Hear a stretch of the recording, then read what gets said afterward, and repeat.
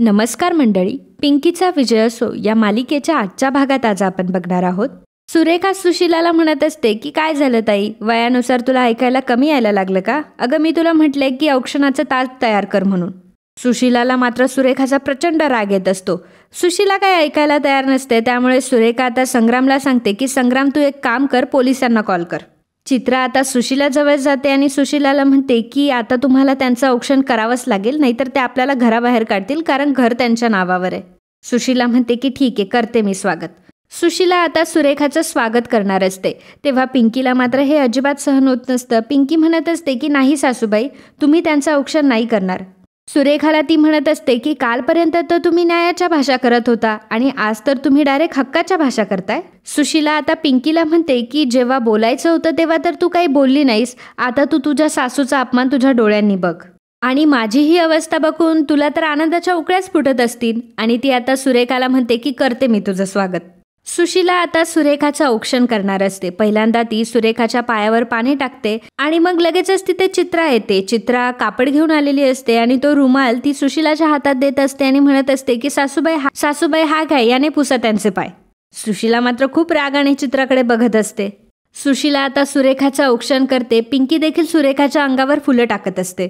सुशिला आता स्वतःहून सुरेखाच्या पायाजवळ माप ठेवते आणि मग सुरेखा आता माप ओलांडून घरामध्ये येते. सर्वांना मात्र सुशिलाचा हा होणारा अपमान अजिबात बघवत नसतो. सगळ्यांना सुरेखाचा प्रचंड राग येत असतो, परंतु कोणी काही करूही शकत नसतं. सुरेखा आता बापूसाहेबांना म्हणते की बापूसाहेब तुम्ही मला हात द्या. बापूसाहेब आता सुरेखाला हात देतात आणि सुरेखा आता बापूसाहेबांचा हात पकडून घरामध्ये येते. हे दृश्य बघून सुशिलाला मात्र प्रचंड वाईट वाटत असतं.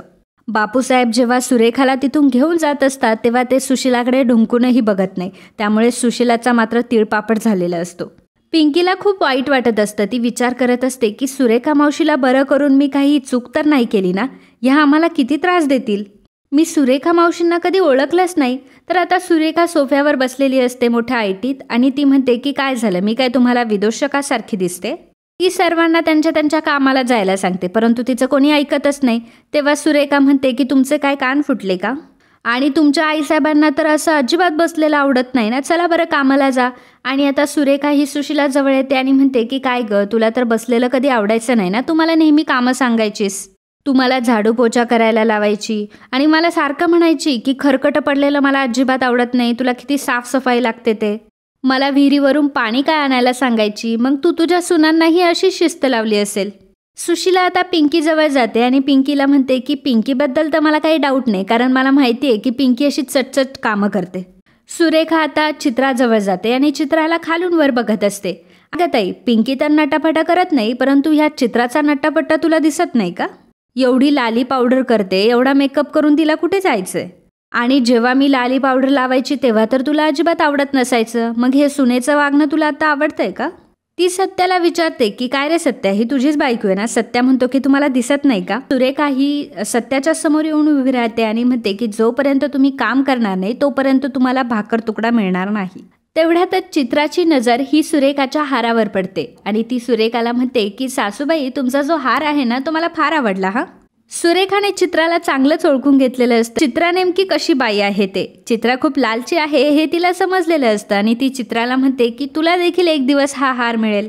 सर्वांना मात्र चित्राचा फार राग आलेला असतो. सुरेखा चित्राला विचारते की काय ग, तुला हा हार हवाय का? चित्रा म्हणते की हो, मला हवाय हा हार, तुम्ही मला द्याल का हा गिफ्ट म्हणून? सुरेखा म्हणते की देईल की मी तुला हा हार, परंतु तुला त्यासाठी माझं काम करावं लागेल आणि मी म्हणते सगळं जर तसं केलं ना तर तुला मी खूप बक्षिसं देईल. चित्रा म्हणते की अहो, तुम्ही मला काम तर सांगून बघा, मी असं पटपट काम आवरते ना की तुम्ही मला सारखे बक्षीसच देत राहाल. सुरेखा म्हणते की मग संग्रामची आणि माझी जी बॅग आहे ना ती पहिल्यांदा रूममध्ये ठेव, आणि हो, मला घाण वगैरे अजिबात आवडत नाही, त्यामुळे पलंग वगैरे सगळं स्वच्छ करून ठेव. चित्रा म्हणते की ठीक आहे, मी चुटकीसरशी आत्ता सगळी कामं करून येते. सुशिला मात्र सुरेखाकडे खूप रागाने बघत असते. तेव्हा सुरेखा सुशिलाला म्हणते की माझ्याकडे बघू नकोस ताई अशी रागाने, संध्याकाळपर्यंत माझी रूम अगदी मला स्वच्छ आणि लख्ख हवी आहे. सुशिला म्हणते की मी तुझी खोली साफ करणार नाही. तेव्हा सुरेखा म्हणते की मग तू या घरात राहायचंही नाही. चित्रा पटकन तिचं काम करून आलेली असते. आता सुरेखाला म्हणते की सासूबाई, मी माझं काम पण करून आले. सुरेखा म्हणते की अरे वा चित्रे, मी तुझ्यावर खूप इम्प्रेस झाले बरं का, तू माझी आजपासून असिस्टंट असणार. चित्रा हसूनच हो म्हणते आणि मग आता सुरेखा तिच्या हातातली जी सोन्याची अंगठी असते ती चित्राला देते. अंगठी घेण्याच्या वेळी चित्रा ही सत्याकडे बघत असते. सत्या मात्र रागाने तिच्याकडे बघत असतो की ती अंगठी घेऊ नको, परंतु चित्रा सत्याचंही ऐकत नाही आणि ती अंगठी तिच्याकडनं घेते. चित्रा म्हणत असते की सासूबाई तुम्ही किती छान आहात, तुम्ही एवढी अंगठी मला दिली.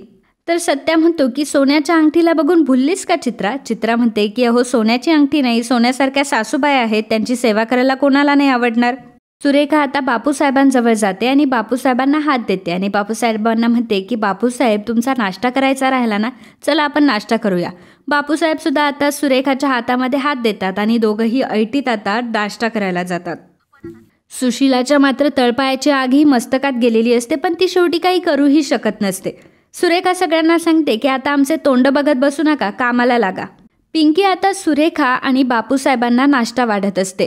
तर आता सुरेखा पिंकीला म्हणते की उद्यापासून संग्रामच्या आवडीचाच नाश्ता घरामध्ये व्हायला पाहिजे. पिंकीही तिला हो म्हणते. सुशिला सुरेखाकडे रागाने बघत असते तेव्हा सुरेखा सुशिलाला म्हणते की काय ग तायडे, तुला काही काम नाही आहे का? तू काय इथे उभी राहिली आहेस? आणि हो, तू अजून मला घराच्या चाव्या नाही दिल्यास. बापूसाहेब सुद्धा आता सुरेखाकडे बघू लागतात. तेव्हा पिंकी सुरेखाला म्हणते की त्या चाव्या तुमच्याकडे कधीच येणार नाही, कारण त्यावर फक्त माझ्या सासूबाईंचा अधिकार आहे. आजपर्यंत माझ्या सासूबाईंनीच ती जबाबदारी सांभाळली आहे. सुरेखा पिंकीला म्हणते की तू कशाला मध्ये बोलतीयस, तुला कोणी विचारलं का? सुरेखा सुशिलाला सांगते की जा आणि माझ्यासाठी चाव्या घेऊन ये. आता सुशिला जाते आणि गपगुमान तिच्या पुढे चाव्या आणून ठेवते. पिंकीला मात्र हे बघून फार वाईट वाटत असतं. सुरेखा पिंकीला म्हणते की वाढ आता आम्हाला, त्यामुळे पिंकीला सुद्धा त्यांना नाईलाजाने वाढावं लागतं. सुशिलाने चाव्या ह्या सुरेखाच्या हातात दिलेल्या असतात आणि बापूसाहेबांना ही कुठेतरी वाईट वाटत असतं. सुरेखाच्या हातात चाव्या सोपवताना मात्र सुशिलाच्या डोळ्यात पाणी आलेलं असतं. पिंकी विचार करत असते की सासूबाई तुम्ही अजिबात घाबरू नका, मी असेपर्यंत तुमचा ह्या घरातला हक्क कोणीही राहून घेऊ शकत नाही. आणि मित्रांनो, आजचा हा भाग इथेच संपतो. पुढील भागात आपल्याला पाहायला मिळणार आहे छवी ही घर सोडून चाललेली असते, तर दुसरीकडे संग्राम बापूसाहेबांना जाऊन विचारतो की तुम्ही माझ्या ड्रिंकमध्ये नक्की काय मिसळवलं होतं. तर एकीकडे चित्रा ही सुरेखाचे पाय चेपत असते आणि पिंकीसुद्धा युवराजला घडलेला सगळा प्रकार सांगत असते आणि युवराजला ती सांगते की मला तुमची खूप गरज आहे. तर मित्रांनो, आजचा हा भाग इथेच संपतो. तर असेच पिंकीचा विजय असो या मालिकेचे डेली अपडेट बघण्यासाठी आत्ताच आपल्या चॅनलला सबस्क्राईब करा आणि हा व्हिडिओ जर तुम्हाला आवडला असेल तर व्हिडिओला लाईक आणि कमेंट करायला अजिबात विसरू नका. धन्यवाद.